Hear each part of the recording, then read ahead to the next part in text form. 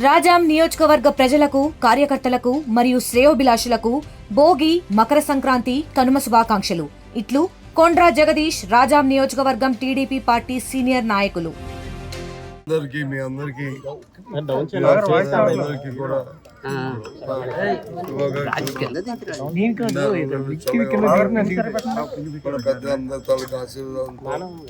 పొద్దుగా ఉండాలని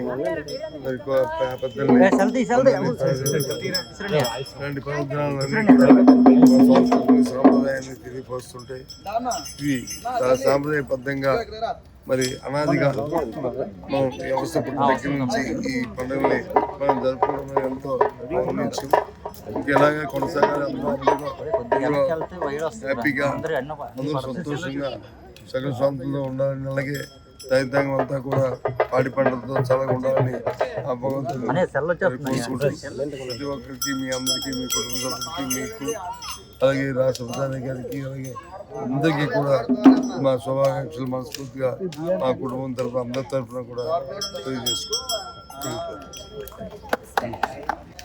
విజయనగరంలో భోగి సంబరాలు అంబరాన్ని అందుతున్నాయి. ప్రస్తుతం మనం మాజీ మంత్రి, ప్రస్తుత శాసనమండలి ప్రతిపక్ష నేత బొత్స సత్యనారాయణ ఇంటి వద్ద అయితే ప్రస్తుతం అయితే మనం ఈ నివాసంలో చూసుకుంటే భోగి మంటలు అయితే వేసి అంగరంగ వైభవంగా పూజా కార్యక్రమాలు కూడా చేసిన నేపథ్యం కూడా కనిపిస్తూ ఉన్నది. అదేవిధంగా ముఖ్యంగా వైపు అయితే చూడొచ్చు, ఇక్కడ వచ్చినటువంటి వారికి ఎవరు కూడా అడిగే వారికి ఎవరికి కూడా లేదనకుండా ప్రతి ఒక్కరు కూడా దాన ధర్మాలు కూడా వైపు అయితే చేస్తున్న నేపథ్యం కూడా కనిపిస్తూ ఉన్నాయి. ప్రస్తుతానికైతే మనం అయితే చూడొచ్చు, ఒకవైపు గంగిరెద్దులకు సంబంధించినటువంటి ఆ యొక్క కార్యక్రమాలన్నీ కూడా పూర్తి చేస్తున్న నేపథ్యం కూడా కనిపిస్తూ ఉంది. ముఖ్యంగా మనం అయితే చూడొచ్చు, ఇక్కడ పూర్తి స్థాయిలో అన్ని రకాలుగా పూజా కార్యక్రమాలు కూడా పూర్తి చేసుకున్న పరిస్థితి కనిపిస్తూ ఉన్నది.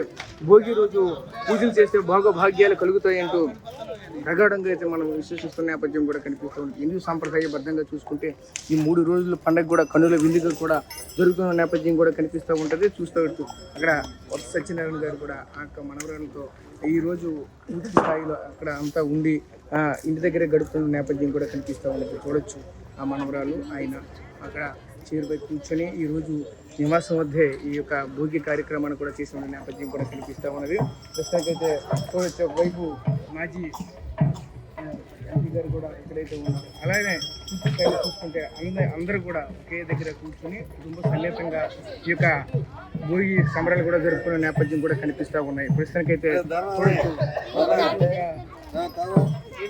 ఝాన్సీ గారు కూడా పూర్తిగా చూసుకుంటే వైపు వచ్చేటువంటి వాళ్ళు కూడా ఆశీర్వదిస్తూ వాళ్ళ యొక్క హస్తాలతో వాళ్ళకి ఏవో విధంగా అంటే వాళ్ళకి వేయవలసినటువంటి కార్యక్రమాన్ని కూడా జరుగుతున్న నేపథ్యం కూడా కనిపిస్తూ ఉన్నది. ప్రస్తుతానికైతే చూడొచ్చు, ఆ యొక్క తీసుకుని వచ్చినటువంటి కలశాలు, అలాగే సంబంధించిన అక్షయ పాత్రలు తీసుకుని వచ్చి ఈరోజు పండగ దినాన్ని కాబట్టి ప్రతి ఒక్కరు కూడా దాన ధర్మాలు చూస్తున్న నేపథ్యం కూడా కనిపిస్తూ ఉంది.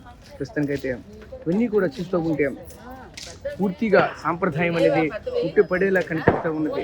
సాంప్రదాయబద్ధమైనటువంటి కార్యక్రమం అంతా కూడా ఒక క్రమ పద్ధతిలో జరుగుతున్న పరిస్థితి కనిపిస్తూ ఉన్నది. ఒకవైపు భోగి మంటలు ఆకాశాన్ని అంటేలా, ఒకవైపు అయితే భారీ మంటలు అయితే ఎగసిపడుతూ ఉన్నాయి. అదేవిధంగా మరోవైపు గంగిరెద్దులతో, డూడు డప్పులతో, బసవన్న సవడలతో ఒకవైపు అయితే ఇవంతా కూడా అంగరంగ వైభవంగా ఈరోజు భోగి కార్యక్రమం అయితే నివాసం వద్ద అయితే జరిగింది. ముఖ్యంగా అయితే చూడొచ్చు, మనములతో అలాగే ఆ కుమారులతో, కూతురులతో పూర్తి స్థాయిలో అంతా కూడా అంగరంగ వైభవంగా జరుగుతున్నటువంటి పరిస్థితులు కూడా కనిపిస్తూ ఉన్నాయి. చూడొచ్చు, ప్రతి ఒక్కరికి కూడా అంటే వచ్చిన వారికి ఎవరికి కూడా కాదనకుండా, లేదనకుండా ఆ యొక్క ఒకరికి సాయం చేసే గుణమే కాబట్టి ప్రతి ఒక్కరు కూడా అదే విధంగా ఇస్తున్నటువంటి నేపథ్యం కూడా కనిపిస్తూ ఉన్నది. ప్రస్తుతానికైతే ఒకవైపు చూస్తూ ఉంటే 4 బసవనలు కూడా ఈ ప్రాంతంలో అయితే ఉన్నాయి. గంగిరెద్దులు కూడా 4 గంగిరెద్దుల్ని ఒకేసారి తీసుకుని వచ్చారు. చూడొచ్చు, ఇక్కడ వచ్చినటువంటి వాళ్ళు కూడా అక్కడ ఆశీర్వాదం కూడా పొందుతున్న నేపథ్యం కూడా కనిపిస్తూ ఉన్నది. అయితే ఇదే క్రమంలో ఒకసారి మాట్లాడే ప్రయత్నం కూడా చేద్దాం. ఎలా ఈ యొక్క కార్యక్రమం ఎలా జరుగుతుంది, ఈ యొక్క అమ్మవారు చూస్తూ ఉంటే భోగికి సంబంధించిన పైడితల్లి అమ్మవారు ఆశీస్సులు కానీ, అదేవిధంగా ఇక్కడ ఉన్నటువంటి ఈ విజయనగరానికి సంబంధించినటువంటి పలు దేవతలకు సంబంధించిన ఆశీస్సులు కానీ ప్రజలు అందరిపైన ఉన్నదంటూ కూడా ఇప్పటికే చెప్పుకున్న నేపథ్యం కూడా కనిపిస్తూ ఉన్నది. ముఖ్యంగా చూసుకుంటే మన దేశమంతా కూడా పల్లెటూళ్ళే పట్టుకోమలని ఎప్పటి నుంచో చెప్పుకున్న నేపథ్యం కూడా కనిపిస్తూ ఉన్నది. అందువల్ల పల్లెటూరులో అంతా కూడా రైతువారి కుటుంబాలు ఉంటాయి కాబట్టి ఖచ్చితంగా ఈ భోగి పర్వదినం, ఈ పండగ పర్వదినం, ఈ కనుమ, ఈ యొక్క వచ్చినటువంటి ఈ పండుగలు ఇవన్నీ కూడా ముఖ్యంగా చూసుకుంటే అంతా కూడా రైతువారి కుటుంబాలు ఎక్కువగా చేస్తూ ఉంటాయి. రైతులు పండించినటువంటి పంటని ప్రతి ఒక్కరి కూడా ఇంటికి తీసుకుని వచ్చేటువంటి సమయం ప్రతి ఒక్కరు కూడా చెప్పుకోవాల్సిన పరిస్థితులు కూడా కనిపిస్తూ ఉంటాయి. చూడొచ్చు అంటే ఆ రైతు పండించిన పంటని ప్రజలకి ఇచ్చిన పరిస్థితి కనిపిస్తూ ఉన్నది.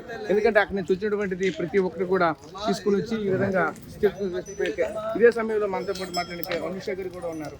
మేడం గారు చెప్పండి, ఎలా చూడాలి ఈ రోజు ఎంతటి మహత్వ కార్యక్రమం కూడా పాల్గొన్నారు, ఎలా అనిపిస్తుంది? చిన్నప్పటి నుంచి మా అమ్మగారు నాన్నగారు నేర్పించిన మొత్తం అన్ని వాల్యూస్ మేము మా నెక్స్ట్ జనరేషన్ తీసుకెళ్ళాలని, మరియు నెక్స్ట్ మా పిల్లలకి, విజయనగరం ప్రజలకి, మరీ ముఖ్యంగా మన రాష్ట్ర ప్రజలకి సంక్రాంతి శుభాకాంక్షలు తెలియజేస్తూ అందరూ సుఖ సంతోషాలతో ఆయుర ఆరోగ్యాలతో వర్ధిల్లాలని భావిస్తూ సెలవుదిస్తున్నాను. Thank you. ఓకే, ఒకవైపు జాన్సన్ గారు కూడా ఉన్నారు. జాన్సన్ గారితో కూడా మాట్లాడే ప్రయత్నం చేద్దాం. అమ్మ చెప్పండి, ఈ కార్యక్రమం చూస్తూ ఉంటే చాలా పండుగ కనిపిస్తుంది. పండుగ పుట్టిపడేలా ఉంది. పల్లెటూరు సాంప్రదాయం అంతా కూడా ఇక్కడే మనకైతే కనిపిస్తూ ఉన్నది. ఏం చెప్తారు ఏంటి దీనికి సంబంధించి? ముఖ్యంగా అతి ముఖ్యమైన తెలుగు వారికి పండుగ ఈరోజు భోగితో మొదలు పెట్టి సూర్యనారాయణ స్వామిని వారిని ఆరాధిస్తూ వారిని ఆశీర్వదించమని, పాడి పంటలు సుభిక్షంగా ఉండాలని, మంచి వర్షాలు కురవాలని, అలాగే సకల దేవతల తాలూకు ఆశీర్వాదం ఉండాలని ఈరోజు శాస్త్రోక్తంగా ఏదుంటే మనకి సనాతన ఆచార ప్రకారం ఈరోజు భోగి మంటలతో మొదలయ్యి చలిని ఈరోజు దూరం చేసి వెచ్చదనం కావాలని అంటే కష్టాలను దూరం చేసి సంతోషాలను కూడా ప్రతి కుటుంబంకి ఉండాలని ఒక ప్రతీకగా, అలాగే అంటువ్యాధులు అటువంటి ప్రబలకుండా కూడా ఈరోజు శాస్త్రీయంగా ఉన్న విధానాన్ని కూడా ఈరోజు అవలంబించి చేసుకున్నాం. సాయంత్రం అయ్యేసరికి వీళ్ళంతే కాకుండా సాధువులు, గురుమాతలు అలా ఉన్నవారందరూ కూడా భోజనాలతోని, వారి సత్కారాలతోని ఉదయం చేసుకోవడంతో పాటు సాయంత్రం వచ్చేసరికి చిన్నపిల్లలకి ఈ భోగి మంటలు కూడా ఇచ్చి భోగ భాగ్యాలు, ధనధాన్యాలు వృద్ధికరంగా ఉండే ఇటువంటి భోగిని మనం, అలాగే బసవయ్యలతోని ఆశీర్వాదం, హరిదాసుల ఆశీర్వాదాన్ని కూడా తీసుకొని ఇవన్నీ కూడా సాక్షాత్తు హరిహరాదుల తాలూకా ఆశీర్వాదం, ముక్కోటి దేవతల ఆశీర్వాదం ఈరోజు మొదలవుతుంది. అలాగే సంక్రాంతికి వచ్చి మన పెద్దల తాలూకా ఆచార వ్యవహారాలు, కట్టుబాట్లు మన మర్చిపోతున్న మరుగుపడుతున్న ఆచారాలని తీసుకురావడానికి ఇటువంటివి ఎక్కడున్నా సరే కుటుంబం అందరూ ఒక దగ్గరగా వచ్చి వారందరూ కూడా కలిసికట్టుగా చేసుకుని ఒక ఐక్యతకి చిహ్నంగా, ఆనందకి చిహ్నంగా, సంతోషానికి చిహ్నంగా ఈరోజు పెద్దల తాలూకు ఆశీర్వాదాన్ని పెద్దలకి ఉండడం వల్ల ఆ కుటుంబం మరింత ప్రౌఢ వెళ్ళాలని చెప్పి, వంశాలు తరతరాలు అభివృద్ధికరంగా వెళ్ళాలని చెప్పేసి అని ఈరోజు సంక్రాంతిని కూడా చేసుకుంటాం. అలాగే సాయంత్రం వచ్చిన సంక్రాంతి లక్ష్మిని ఆరాధన చేసే ముందు వేదపారాయణ, వేదభాష కూడా ఈరోజు పండితుల ఆరాధన కూడా చేసుకుని వారి సత్కారాలు చేసుకుంటాం. ఇటువంటివన్నీ కూడా మన సనాతనంగా వస్తున్న ధర్మాలని ఇవి పాటించడం వల్ల భావితరాలను కూడా వాటి తీసుకెళ్లే వాటి గొప్పతనాన్ని చెప్పడం కూడా జరుగుతుందని చెప్పని, అలాగే మరి కనుగ రోజున కూడా ఎన్నో పాడి పంటలకి ప్రత్యేకంగా గ్రామీణ భారతదేశాన్ని, మన భారతదేశానికి కూడా ప్రత్యేకంగా పాడి పంటలు సుభిక్షంగా ఉంటే దేశం కూడా అభివృద్ధికరంగా ఉంటుంది. అటువంటి అభివృద్ధి ఎప్పుడు కూడా ఇవ్వాలని చెప్పేసి, పాడి పంటలు అభివృద్ధికరంగా ఉండాలని చెప్పేసి గోమాతని పూజ చేసుకొని 64,000 దేవతలను కూడా ఆరాధన చేసుకొని ఇప్పుడు కూడా అందరినీ కూడా సుఖ సంతోషాలు, సౌభాగ్యాలు, ఆయురారోగ్యాలు, భోగభాగ్యాలు, సంతోషాలను ఇవ్వాలని చెప్పి ప్రతి కుటుంబం కూడా మీ ద్వారా మరొక్కసారి వారందరూ కూడా భోగి, సంక్రాంతి గాను శుభాకాంక్షలు తెలియజేస్తూ అందరూ కూడా ఆ తాలూకా ఆశీర్వాదాన్ని ఎల్లవేళ కుటుంబాల్లో ఉండాలని మనస్ఫూర్తిగా కోరుకుంటున్నాం.